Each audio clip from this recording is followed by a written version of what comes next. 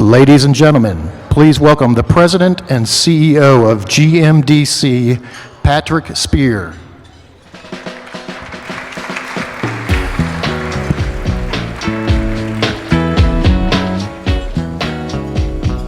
Good afternoon.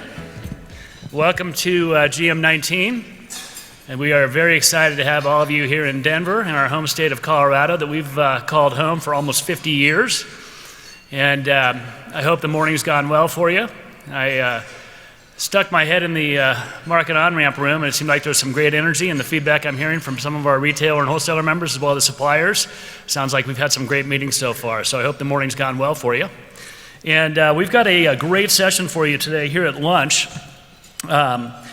Couple of things, just some housekeeping before we get started with the business session. The help desk is out front. I think you all saw that. But just know that whether it's myself or anybody on the team here, you stop us anytime or stop by the help desk. If there's anything you need while you're here, we are here to serve you, to make sure you guys all have a great experience. So by all means, if you have any questions, don't hesitate to ask. A little bit of housekeeping here. I wanted to first thank our lunch sponsor today, Handy Foil, for underwriting our lunch and our business session. Thank you, David and team. And I want to make sure I recognize and call out some really great content and opportunities for you beyond what you're doing on the market on-ramp floor. Out in the foyer, we've got our friends from Nielsen have a demonstration for you on our general merchandise, our GM hierarchy. If you haven't seen how that platform works, I would encourage you to stop by and see our friends at Nielsen and really do a deep dive on the GM hierarchy and understand how that can benefit you year-round. That's available to our members year-round, but if you haven't used it before, stop by and see the Nielsen team and make sure you get a demonstration of the GM hierarchy. I would also ask you to, when you have some time out in the foyer, stop by and see some of our other members are out there that are doing some really great stuff with us this week. The 313 sales group is out there. Our friends from Hallmark have set up a mailbox where you're able to send out a card to someone in your family or friends. So stop by the Hallmark mailbox. American Greetings also has a great assortment of social expressions and cards for you to send back home if you'd like while you're here. SodaStream will be out there, as well as Wabata. Wabata is an organization that's doing some really great stuff in Northwest Arkansas. So if you're a supplier and you're looking to scale on Walmart or SamsClub.com, our friends from Wabata will be here. I am going to throw a big shout out here to our friends at Kodak Moments. Jim and George are set up over on the east side here, but they've got a platform, and they are doing a new way to print out pictures. If you are interested, I would tell all of you to get out your phones and text the word create to 58888, and you're going to get a link. And from that, you're able to upload any photo you want, and they've got a photo key ring that they're making available to all of our members. If you haven't tried the Kodak Moments platform yet, I would encourage you to do it while it's here. I did it last night over dinner. It's fantastic. So stop by and see everybody out in the foyer while you're here. I think you'll enjoy some of the conversations and some of the opportunities to engage with the great brands that are out there. Also, for the retailers and wholesalers, just right next to us on the other side of this air wall, in between here and the MOR floor, is the Retailer Wholesaler Lounge, and that is being presented by True Brands and Energizer. So if you have breaks and you want to just get some work done in the lounge, it's just on the other side of this air wall. Please stop by. Our business session today is going to be focused on consumer share of spend, and this is something that we have done with our ELC sponsors, and the research we put forth with our ELC members and sponsors. So A.T. Kearney, Nielsen, Profitero, Acosta, Big Time Products, CNS Wholesale, and Hallmark are really responsible for the insights and the information you're going to get today from our panel, which will be up here shortly. So consumer share of spend is going to be the focal point for us today. This is something we've been thinking about for a long time. It's one of our 3 focal points this year that our Education Leadership Council is working to really create connectivity for you around opportunities both online and in-store, what's happening in-store, brick and mortar, and what's happening online. So you'll hear a little bit about that as we proceed. I want to assure you that the session will end no later than 1:20. Meetings start again at 1:30, so you will have time after the session to either get back to the floor, make calls, take notes, whatever you need to do. So thank you for your patience with us. We've got great content, but we will be done by no later than 1:20 p.m. You will have time at the conclusion of the session. And with that, I'm going to introduce Keith Anderson, Senior VP of Strategy for Profitero. He's going to be our moderator today, and he'll walk you through what you're going to hear and introduce the panelists. So thank you very much.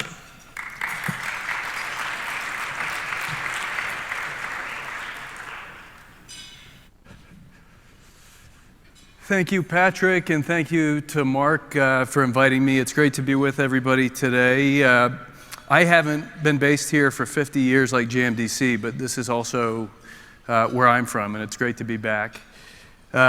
Just briefly, I lead strategy for a company called Profitero. We work with many of the companies in this room, primarily on e-commerce analytics. We're a connected partner of Nielsen. And previously, I started my career as an industry analyst and consultant, initially focused purely on brick and mortar retailing, then focusing on how technology and the change surrounding retail was impacting consumer behavior, shopper behavior, and retail and manufacturing business models, and then got into e-commerce. And I'm here today really to briefly share some highlights of the really powerful work that GMDC has done on some of these shifts that I think we're all grappling with, and to share a little bit of my perspective from, we've got some interesting visibility into what is happening in e-commerce, and I've got some thoughts to share on what isn't happening. So as you look at the last 30, 40 years of modern retail development, I think you can look to the 80s as a time when the landscape was pretty fragmented. We all know that in those days, predating the internet, predating smartphones, retailers had a little bit of power, but ultimately manufacturers had a lot of power because they could deliver a fairly consistent message, build a brand nationally, and at that time, sort of chain retail was not as mature as it is today. As you go into the 90s and the 2000s and the 2010s, as the internet and smartphones have emerged, clearly there's been a shift in power, and as the retailers gained power, then they lost a little bit as consumers got new information at their fingertips and visibility into everything that was available at what price, with new and more convenient ways of discovering, selecting, and buying what they're looking for. But ultimately, I think what is important to take out of today's discussion is there's a fair amount of uncertainty and there's a fair amount of volatility as we look to the future. And GMDC, I think, is playing a very important role at helping navigate that change. But the reality is that anytime there's uncertainty and change, there's opportunity as well as challenge. So I do want to say up front that e-commerce is here, it's real, and it's going to grow. And just briefly, it's going to grow for a lot of reasons. Many of the barriers are evaporating. A lot of people historically haven't had access to e-commerce, now they do. As the economics continue to improve, as it scales and automation, it's getting more economically viable.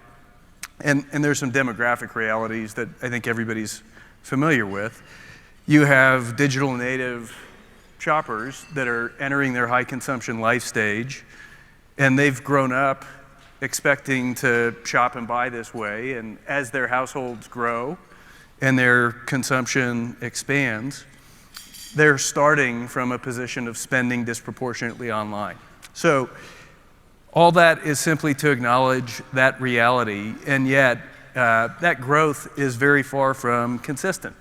Now you have categories that are incredibly SKU intensive and taste driven, and also happen to be at price points that more than cover the cost of shipping, and they happen to be lightweight and rectangular like books.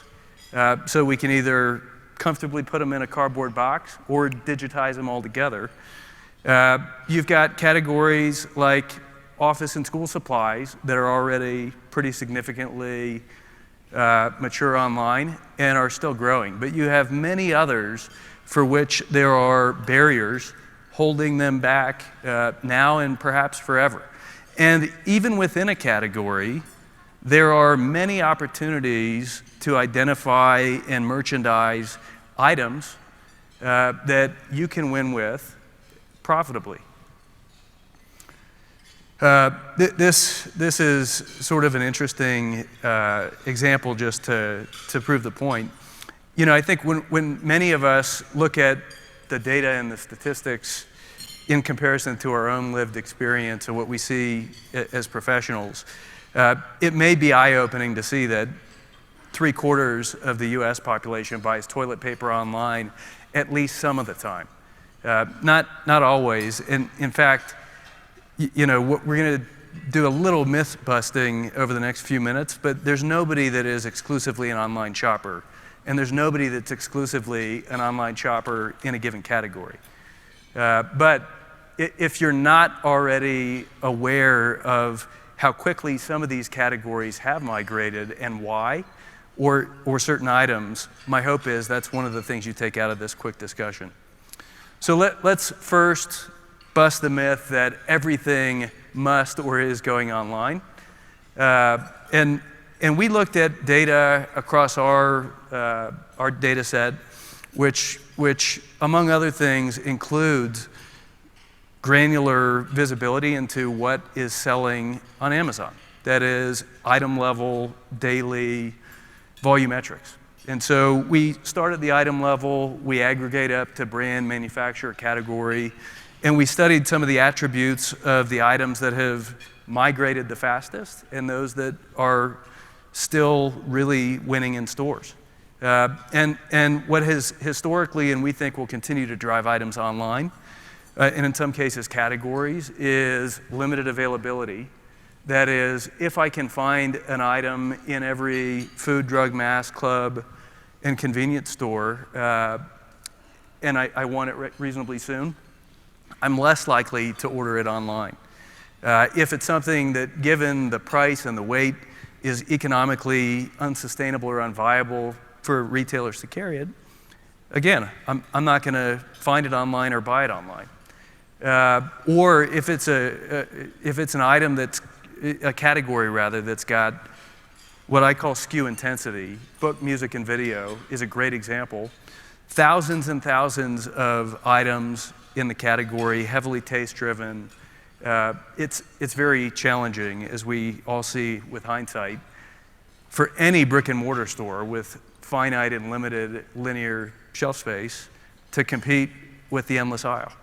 But on the other side of that, if you need something now, or if you discover something that you didn't know you needed, and someone prompts a purchase, that still outperforms in store by orders of magnitude. And that's not to suggest that there haven't been interesting developments in e-commerce for prompting purchases and doing impulse merchandising, but those are the types of purchases, items, and categories that are not migrating as quickly. Online grocery is definitely growing, but perishable and cold chain, supply chain issues, challenges mean it's not moving as quickly as others. And in the center, there are some items that have replenishability, not a lot of switching, not a lot of substitution, and the ability to set it and forget it has helped some of those items migrate. Secondly, I think everybody sort of says, well, omni-channel is going to take shoppers out of my store altogether. And so it's good that I'm able to leverage my existing assets and inventory and staff and so on. But what's it going to do to traffic and average order size? But we can see in the data, Profitero and GMDC collaborated on a study of click and collect, and we can see, just under 10% of the population uses click and collect. More want to use it, and when they use it, they are coming in the store and discovering things that they hadn't planned to buy and adding to the order. So there's no question that as brick and mortar evolves to omni, seamless commerce, I don't want to get hung up on the vocabulary. There's no question there's significant opportunity to impact trips and basket as we go digital. And as you've heard me say a couple ways, there are no exclusive online shoppers. This data I know is a little tough to parse as quickly as we're moving. And if you're not aware, these slides and the full share of spend study that GMDC fielded are going to be accessible to everybody after the session. So you'll want to review this and see how your category is impacted. But the blue bars on the left of each category shows what percentage of shoppers self-report that they are exclusively buying these categories online. And it's still very rare. So don't conclude that any individual mission or shopper or entire category has wholly left the store. And in many cases, the store still wins for these reasons that dovetail with the reasons that many categories and items are not leaving the store. Convenience is a big deal. 1 hour delivery sounds convenient, but it's not available everywhere and it's still tedious. If I'm proximate to a store, I'm going to the store. I'm also, me personally, but shoppers broadly, are overwhelmed with infinite selection. They appreciate the expertise and the curation that merchants bring to some fairly routine decisions. Not everybody is like me and wants to spend weeks and weeks checking reviews on which aluminum foil to buy. Sometimes it's nice to have a thoughtful merchant curating it. And there's many more things that we see and some of the panelists will share. Retailers and manufacturers alike are doing really effectively to keep shoppers coming to the store, growing baskets, and staying. So there's no question we are all as an industry going to have to evolve. And there's a couple ways that we see, and the study sort of reveals, evolving. We're going to have to configure stores for convenience increasingly, and that obviously has upstream implications to site selection and how many locations, what size, but even closer in, how do we configure them? What does the optimal store layout look like to make it more frictionless to shop in a physical retail environment? And within that environment, how seriously are we going to focus on the categories where we know we can win and we know how to win? And how seriously are we going to not necessarily exit, but rationalize and right-size the space allocation, support, and focus on some of the less winnable or unwinnable battles? And again, I emphasize, no category is going to entirely exit the store, but some are going to be uphill battles. And so we think there's going to be increasingly edited selection in some of those categories where the battle is increasingly tough to win. But if we ultimately are shopper-centric and focus on winning with the shoppers that we can win with, winning in the categories that we can win with, and not only doing more of what we need to do more of, but stepping back and doing less of what we need to do less of, there's a lot of opportunity ahead.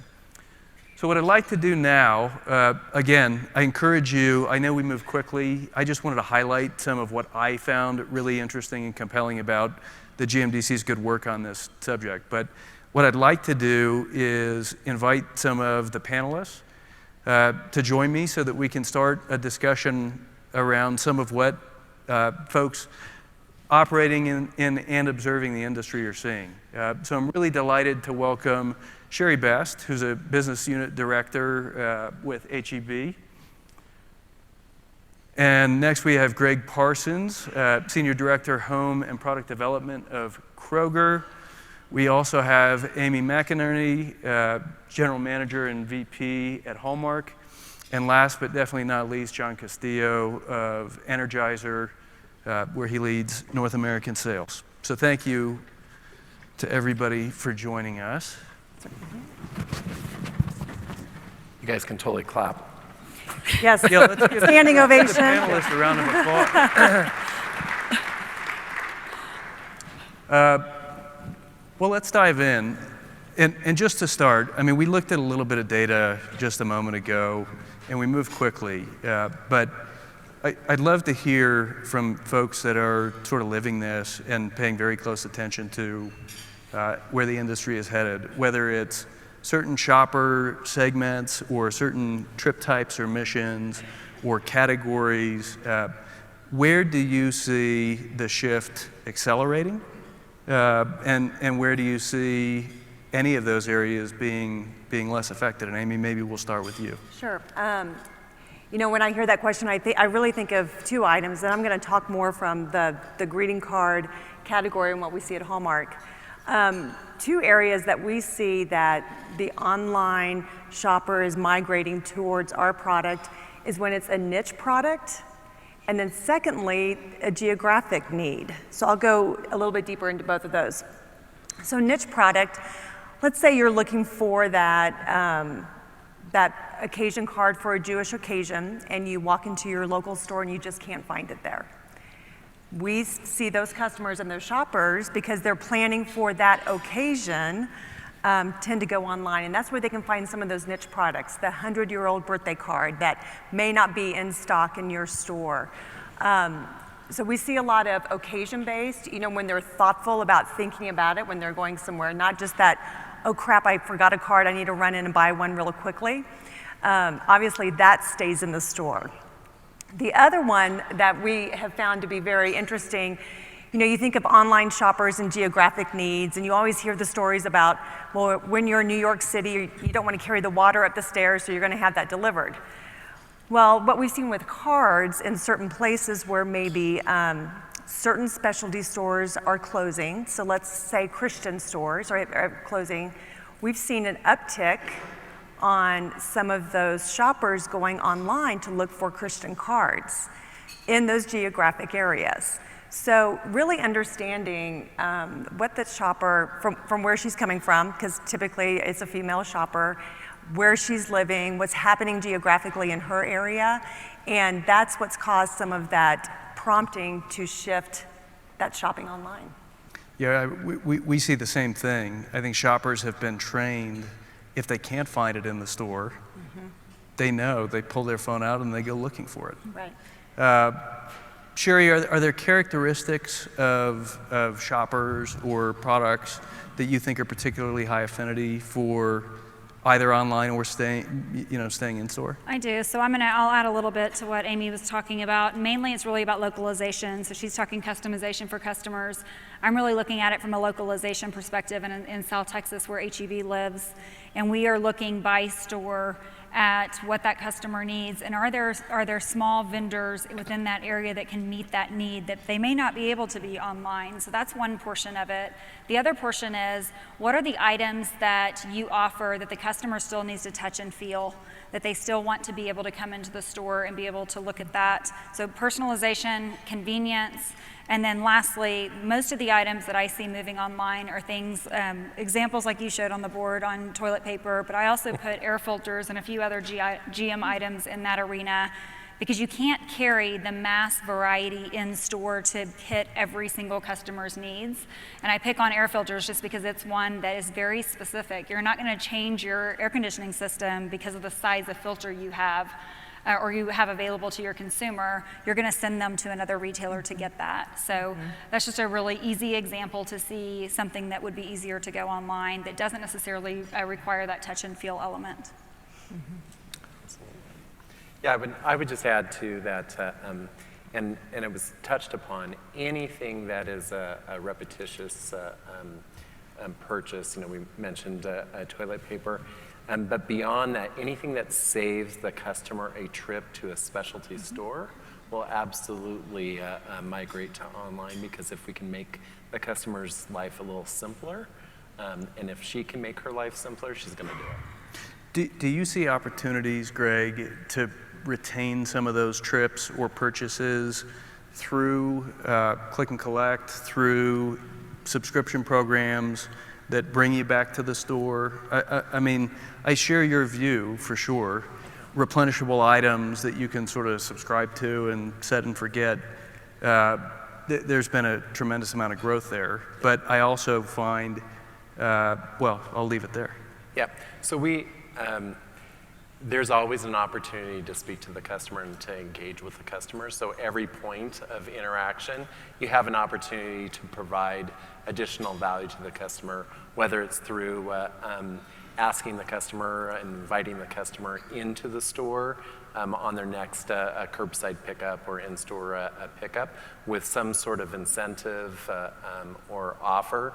It's really easy to do that. The thing that we have to be very good at is make sure that those offers are personalized. Absolutely. And targeted to the individual customer, because a blanket, hey, do you need this, is not what she's looking for in today's world. And we found with that personalized marketing, that shopper skews younger but more loyal, Yeah. right? And so that's the kind of shopper then who really listens to that personalized marketing and brings more lifetime value. Absolutely. So you mentioned, I think, an important and interesting technology-enabled aspect of how stores are competing, which was personalized offers. John, are there any other technologies that you see as being really high potential and enablers to the path forward for stores?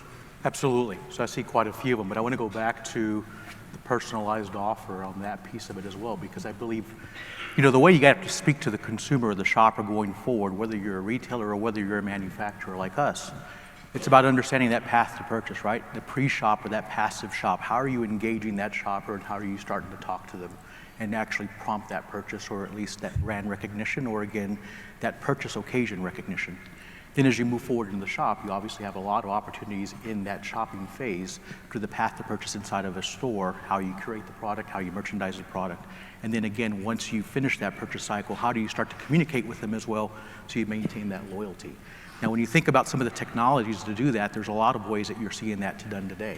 Whether that's, I'll call it digital pricing signs that are being invested by a number of retailers across the marketplace, and maybe even a couple of them up here. What I would say is that's one way you see. That's, again, some dynamic pricing, some dynamic personalization. I will tell you as well, think about personalization. A lot of you people in this room, and a lot of the retailers or manufacturers here, you focus on that prompted purchase and really thinking about the merchandising piece. So think about that little computer that's inside of my pocket right now and yours, right? I know where you are in the store, and if you opt in and really start to think about talking to the consumer differently, I can probably speak to the shopper before they turn the corner and see a display of whatever product. And I can probably give them an offer that's personalized for them, because I know when their last purchase was. I know maybe when they're ready to purchase again, and maybe a brand preference or how I can potentially get them to close on a couple of different product purchases rather than just one. So that's some really interesting technology I'm seeing. There's a whole bunch more, but those are just two examples that I will tell you that really interest me going forward. Well, and what I find notable is one of those sort of gets brick and mortar closer to parity with some of what has been an advantage for the online retailers, and one of them is more of a point of difference that the stores are going to actually find difficult to replicate. Does anybody else have technologies that you want to highlight or emphasize? I would say from a card category, and I think it's always trying to address the barriers of why a consumer doesn't activate and buy that product, whatever that product may be. And so from that technology standpoint, we're able to figure out, oh, they bought a birthday card in the month of September. So maybe they need a reminder, hey, buy another birthday card in the month of September again. So knowing when the birthday is or when they purchase that birthday card, because I bet if I say a third of this room has a card need in the next, well, 100% probably do because of Father's Day coming up, but if you just send those reminders to get it on the list, that type of personalization can help that activation as well. Yeah, and that I hadn't really thought of preparing for this, but on the online side of the industry, because it's so digitally mediated, getting on that list is really key. And what I love about that example is you're identifying a way to get on the list for brick and mortar. And list building and list maintenance in a brick and mortar environment is very different. It's either in your head or it's written down, if anything, versus online. When I go to order my next online grocery order, it says, well, here's what you ordered last time, and here's some suggestions for this time. So replicating some of that experience for a store shopper, I think is really powerful. Yeah. Well, those are some technology ideas. Sheri, what non-technology approaches have you observed are interesting or effective for brick and mortar? Yeah, so my best example of that is signage education in the store for the customer and that customer experience when they're walking inside the store. So as they're looking at product, is there a way for them to engage with that product to understand how the product works? Something like an Instant Pot or an air fryer, that's two of the hottest things in the kitchen market right now and in the appliance category, or even some of your meal prep solutions, which we're starting to see really take off in the industry. How do we make sure the customer understands what that looks like? And whether that's education at the shelf, education on the packaging, but really as things are changing out so quickly and as convenience becomes so important to the customers, how do we make sure they fully understand what to do with some of this product that they're coming in contact with? And on the technology side, I'm going to add a tiny bit to that. I know we're testing QR code in many of the manufacturer areas, but even our food partners are starting to put QR codes onto their products that they're selling with recipes that help us build in and tie into the GM world, which is super exciting. And to see food start to come together with GM in so many different arenas is helping us tremendously. Other non-technology areas, what about things like in-store staff? I mean, I know we're hearing all about the automation of the distribution center and the back room in the store, but as I think about some of the advantages, experiential and otherwise, that stores have, that's one that springs to my mind. Yeah, I would, I think it's really important for brick and mortar retailers to make sure that we don't lose sight of the basics. So when you talk about service, it is absolutely critical to the overall success of any retailer. Things like really retail 101 aspects like in-stocks, cleanliness, all of those basics really will drive a customer in their choice of where to shop. We talk about the migration of the business from in-store online. Nothing can drive that faster than when a customer walks up to a shelf and you're out of stock. They don't want to have to come back, and so they're going to order it elsewhere. So really basic things. And then, of course, like Kroger or HEB, we are dependent on our staff in our stores. We rely on them every day, and our teams that are in our offices that are making those curation decisions to make the overall experience simplified for the customer. I mean, those are all really critical, basic retail 101 steps that we can't lose sight of in the digital world. So Greg, on that, I would actually compliment that and say I think it's exactly that. It's got to be the basics first and foremost. And then outside of that, I think the other benefit really for most of the retailers in this room, and even for the manufacturers, I would say it's that piece of the labor you have in the store, right? So knowledge is king. So think about us in a shop, depending on what you're purchasing and what you're in. I'll use flashlights, for example, which is a product we carry. Why are there so many different variations, and what's the difference with a mode of a flashlight? Why do I need a floodlight versus a spotlight? If I can educate the shopper there, I can close that shopper. If I can close that shopper, guess what? They're going to experience it at any retailer in this room and say, I'm probably going to come back because I had a pleasurable experience. And so as a manufacturer, how are you educating your retail partners so that they have that message available at shelf as well? You know, I had an experience in store. It was not a grocery store, but specialty clothing store, and I wanted that top and that size. And she right there said, well, we don't have it, but let me go ahead and order. She had her iPad. She ordered it for me online, and I thought it was going to take forever.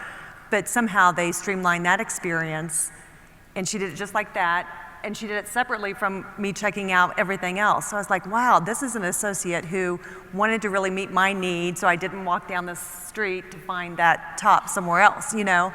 So in that too, and I've experienced this in some other industries, making sure incentives for the employees are the right incentives, you know, from a compensation standpoint. So it's, you know, how do you solve the consumer needs, whether it's right there in the store or connect her to your online portal, somehow, some way, but meeting her needs is like number one. And making sure it's done in a fast and convenient way, because the customer's not going to be willing to stand there and sit and listen for. Because I almost said no, and she goes, it's really quick. Yep. And I was, okay. And it was. So I know that, as the saying goes, predictions are tough, especially about the future. But if you're thinking about the next 3 years, and you had to anchor a business plan, and either, you know, we want to acquire new customers, we want to drive more trips with our current customers, we want to build baskets. Do you see any of those as being the sort of supreme priority? If we don't get this headed in the right direction, then we really have a challenge? Or are these all, you know, you got to do them all? Well, I'll take the first stab at this. You have to do all three to be successful, absolutely. Acquiring new customers is expensive. And so like I actually, you know, I think about the customers that walk through Kroger doors every single day, and their primary reason for shopping that store is for food. So in my mind, I'm trying to figure out, okay, how do I convert that customer versus acquiring that customer? How do I convert them from a food customer who's already in my store to a GM customer? And that's absolutely, I think, my focus. I know that my customer who comes into food has their food shopping list, has a line, and then their cosmetics or HBC items, even, you know, goodness forbid, their batteries. There is a different retailer's name with all of those items below it. I have to figure out, how do I actually convert that customer over? And if I'm successful at doing that, then the driving trips, it's a natural basket builder, that comes along with it. But I believe our biggest opportunity are really the customers we already have, and just how do I convert them from truly being just a food customer to also engaging within GM. Yeah, I'll echo that 100%. I think you're right on for both of us. It's the penetration is there for the food business, and how do we get that penetration to move across the aisle, what we call across the aisle. I think something we've got to start looking at is, how do you create that solution for the customer where it's not a big separation between the two, and what does that look like for the future? You've got to stay the convenient route, and you've got to figure out how to acquire, not necessarily acquire new customers, but how do you really maintain them and get that basket and that one more on the basket. One more piece on the add-on is, whether you're in store on your impulse buy, which we all worry about going online, you're not going to have that impulse buy, but you certainly can with some of the suggested marketing and things as we get into personalization in a better way online. Yeah, yeah, it's so funny. I mean, the world that I'm in now, it sort of sits at the intersection of retail and software. And there was just a study that came out that said customer acquisition costs in the software world are going way up, and I'm sort of hearing you say, yeah, same in retail. And so I know we're all saying you've got to do all of these things, but it is a little directionally interesting to say, hey, we've already got a lot of shoppers buying these categories. How do we convert them to these other categories and trade them up or over? And it's just an interesting thing to play out. John, do you have any thoughts on how retailers and suppliers approach to working together and collaborating is or should evolve? Yeah. So I do have some thoughts. What I would tell you is, I think, we're in a world of change right now, and change is at a fast pace. AI technology is moving it further, and I think we're all trying to solve for this together, because it even goes back to the last question. Is one of them more important than the other? Absolutely not. And if we as manufacturers are really going to be the partners to our retailers, then you can't just focus on one. You've got to help them do all, which is drive more trips, put more items in the basket, and bring more customers and convert them more. And I can do that for my brand, but at the end of the day, if I do it for the brand and don't do it for the category, so what? Our retailer lost, right? That's not a good place to be. So with that said, I believe that's where there's opportunity to really, the ones that we partner really well with, we approach a problem together and try to collaborate and say, okay, if we're thinking about new checkout designs, how do we think about that based on some of the trends happening there?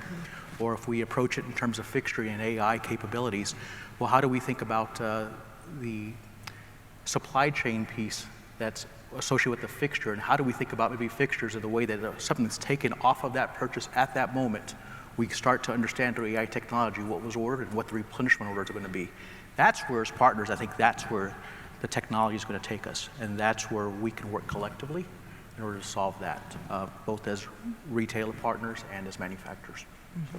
I think there's another piece to that too that we, you've probably heard me talk about this before, is just ensuring that in the vendor community specifically, that when you walk into one of the stores, regardless of the retailer, if your sales rep walks into one of our stores and they see something out of stock on the shelf or they see something that doesn't look good, what are they going to do? They're going to contact back to our buying team and say, hey, this is wrong, this doesn't look right. How many of the sales staff do you have today that are truly looking at on our websites and looking at every single mobile app and platform and ensuring that everything on there looks as good as it does in the store? Because it's only a small portion of the business today. If we're not careful, we've got to get there fast. So we're going to need that support too from the outside. Because that's a huge brand impression to the shopper. And if they can't get it easily and find it quickly online, they're going to go somewhere else. And sometimes just the imaging is off, and as everybody's new into this, it doesn't look as good online as it does. You may have a broom's a good example. You may have a broom. If you just have a stick broom on your website, it may not look as good as it does in the store. We've learned in looking at some of our reviews, because obviously reading reviews is where you can tell a lot what a shopper thinks. We've learned that trust in the brand is one of the most important things when they're trying to discern, well, how does this card look, or what's the size of this, and can I touch it? If they can't touch it and feel it, then they go back to, well, which brand do I trust? And if I trust, brand X, Y, and Z, then I'll make the purchase. So building that trust and that constant communication and engagement with customers is key.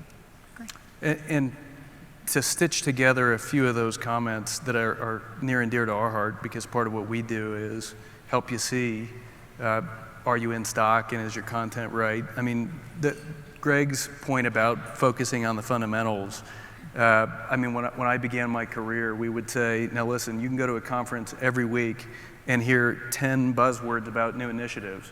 But if instead of doing all that, you made sure that your on-shelf availability was 99.8%, you'd have a better year. And it's actually exactly the same online. But that's one interesting point. And the other thing that I was really intrigued and happy to hear in your comments, John, is you have a strategic approach to partnering with retailers, which is, I'm not naming names, but in the world of e-commerce, let's just say it's more algorithmic and automated, and there's less collaboration, there's less sort of shared vision, opportunity, responsibility. And so I think at events like this, where you've got a leading organization bringing different stakeholders in the industry together, let's make use of the time and think about, given our shared destiny, what do we need to level up on now? So I want to thank the panelists and certainly the audience for joining us. And if you've got questions about the study or the material, my suggestion is find Mark McKelsey, who's the visionary behind a lot of the work. And if you have questions about our data or the work feel free to come find me. But thank you all very much for the time, and enjoy the rest of the event. I'm sure it's going to be a great time. Thank you. Thank you.